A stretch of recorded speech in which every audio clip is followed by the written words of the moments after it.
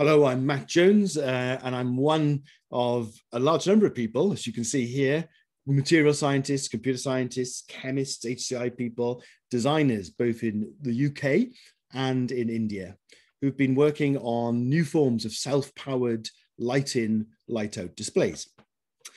Now, I'm sure, like us, that you've been over time intrigued, fascinated, delighted by shadows and reflections in both the natural and built environments that you've moved through.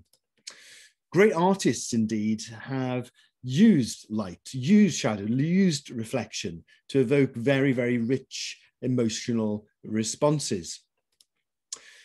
Sometimes architects build in and think about the use of light. This is the new bridge in our Copper Quarter in Swansea, and the pattern on the floor is a motif of the swan, this being Swansea. Or here in Kew Gardens, this is a wonderful installation, and you can see the lattice shadow that's articulated as the light changes during the day. Some of the shadows that I've encountered are almost interactive displays. So here is one I encountered in a hotel in the north of England.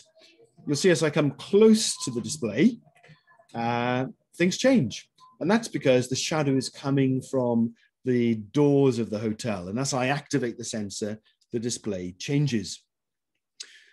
Other forms of interactive shadow displays, though, have been deliberately thought of. So here's a really nice one. I saw this in the windows of Selfridges, the big store in London. And you can see there the playful way of using shadows to get people to interact with some digital material. Now, we've been inspired by things we've seen in our natural environments, but also by the other work that's been carried out on reflections, shadows, and light. Here's a couple of famous examples. Here is Squama, and it's a programmable window. And the window can be changed so that shadows are cast in certain ways, in this case, to protect the fruit from the sunlight. Or here is shutters, and you can see here the fabric has been changed, deformed, in order to create, in this case, the letter C. So there's been lots of work. So you might be asking yourself, well, what's novel here? Well, you'll need to read the paper in detail to see that mapped out to a full extent. But the key things are, what we've done is to use the light that is coming in to our system to power all of the interactions of the display. So that's the first thing. And we've done some novel changes in terms of how we've used reflections, animations, and the channeling of light. Finally, we've involved both global north and global south design and evaluation perspectives. I'll tell you a little bit more about that as we go along. Now, in order to create our concepts and indeed our prototypes, we used a material-centered design approach and drew in these perspectives, the perspectives of places like this, which is Dharavi, which is a huge informal settlement in the center of Mumbai, and indeed in South Africa from townships such as Langa. Now, there's an awful lot of interesting innovation in those places around light. For example, this is the light bottle system, where just by putting a hole in the shack roof and then pushing a bottle filled with water, you can channel light down and provide light into those quite dark spaces. Or here also in India is a piece of artwork. You saw there words collaged across the street. And as the sun falls onto that awning, then the words are articulated along the street walk. So we did a lot of thinking, a lot of bringing in those perspectives. And then we created a set of 3 example prototypes. I'm going to just start this video and show you what we produced. So here is an animation showing a typical township environment in Cape Town. And what we did was to think about how we would use material design to create these 3 example systems. So the first system that you're about to see is called Solar Pix. And as you can see, this is a system that uses reflections. The power to generate those changes in those mirrors is being harvested by the solar panel that you can see at the top of the left-hand display.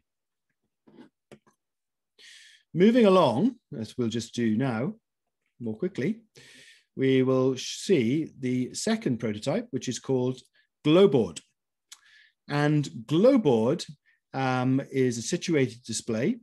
The light to generate this output, you can see the number 2 being drawn here, is again harvested. So it's a self-powered display. And the idea is that you would have one of these in one location, you draw your image, and it would be shown on your display and also on the display of someone in another location. The final system I want to show you is called Shadmo. So again, self-powered, and you can see here shadowed animations. And the idea would be that you could change dynamically the image that is being displayed in that setting. And I'll just jump on from here because of time constraints. Now, in terms of evaluation, we had those ideas. We then convened something we'd never done before. We did it because of COVID, a workshop in both Langer and Darrowby. And we asked people to look at our prototypes, to think about the videos, the animations that we've seen a little glimpse of, and to give their own responses. So I'm not going to go into detail here because of time constraints, but all of the materials and the protocols are described in the paper. Many findings, please read the paper. Key ones are that, look, light is a really evocative medium. It's been studied before in HCI, but now is a chance to think about new ways which address both sustainability issues and other sort of crises, the climate emergency, the network power inequalities, and indeed the attention crisis of using things like mobile phones. The things that you can do with light are more expressive potentially, they're slower, they're richer.